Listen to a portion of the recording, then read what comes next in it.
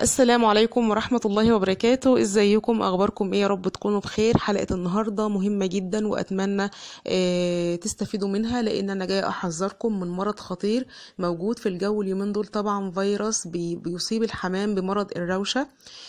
طبعا منتشر جدا الفترة دي، وناس كتير جدا اشتكت، وناس كتير رمت حمام بشكل مش معقول بسبب المرض ده. طبعا لو لسه المرض ما وصلش عندك لازم تعملي وقاية سريعة جدا. طبعا هقول لكم الاول على اعراض المرض. بيبدأ كده باسهال اخضر عند الحمام، ودمع في العين، والعين كده بتحمر، وفجأة بتلاقي دماغ الحمام بتفضل تلف يمين وشمال كده، وتبدأ ويبدأ خلاص يموت. ولو حصل لحمامة واحدة بيبدأ الكل يتعادي يعني، وياخد الفيروس دوت ويتنقل لكل الحمام عندك. فعلشان اكون صريحة معاكي، مهما تجيبي دواء ومهما تعزلي الحمام المصاب عن الحمام السليم، الحمام يعني ما بينجاش من المرض ده الحقيقة. يعني خلينا اكون صريحة وواضحة معاكم، لان السنة اللي فاتت حصل عندي ده. والحمام اللي كان بيتعب مهما عالج فيه ما كانش بيخف الحقيقة. فانا السنة دي عملت وقاية شديدة جدا، فلازم تعملوها انتوا كمان.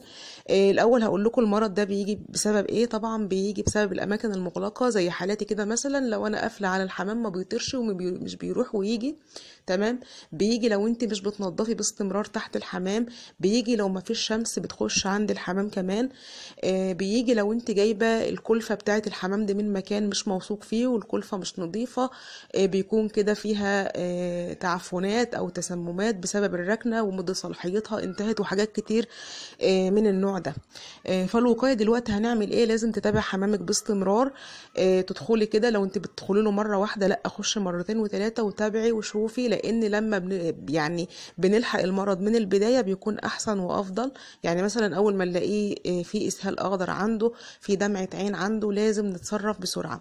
لكن لو وصلت لمرحله التواء الرقبه والدماغ والحاجات دي كلها، خلاص صدقوني مش بنلحق نلحقه خالص. يعني ان احنا مهما نجيب علاجات بقى في المرحله الاخيره دي ما بنلحقوش.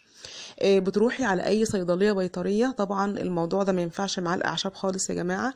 الوقايه لازم تكون من صيدليه بيطريه. تروحي تطلبي بقى رافع مناعه للحمام ده، بيديكي اي نوع دواء رافع مناعه. طبعا هو ليه كذا نوع وفي اسماء كتير جدا، بس انت مجرد ما هتقولي للصيدلي عايزه رافع مناعه بيطري مش بشري، بيديكي بقى الجرعه ويقول لك حطي قد كذا على كذا لتر ميه. هو بقى بيقول لك الجرعه. انا ما اقدرش اديكي اسم دواء معين ولا جرعه معينه، لان الصيدلي البيطري هو اللي بيقول لك تحطي كذا على حسب كميه الحمام اللي عندك كام جوز، عندك قد ايه بالظبط. فبياخد منك المعلومات دي وبيقول لك حطي له. ده بيعتبر وقايه وتحصين ضد المرض ده، مهم جدا. حبيت بس انبهكم للموضوع ده، لان خطر شديد على الحمام بتاعنا لو ما خدناش بالنا منه في الفتره الحاليه. اتمنى يا رب يعني ما يحصلش عندكم اي حاجه، بس اهم حاجه الوقايه زي ما قلت لكم كده. والحقوا نفسكم بسرعه، لان فعلا الجو منتشر فيه المرض بشكل مش طبيعي. ربنا يا رب يحملنا حاجتنا ويبارك لنا فيها. اتمنى يكون الفيديو عجبكم، واتمنى تكونوا استفدتوا منه ان شاء الله.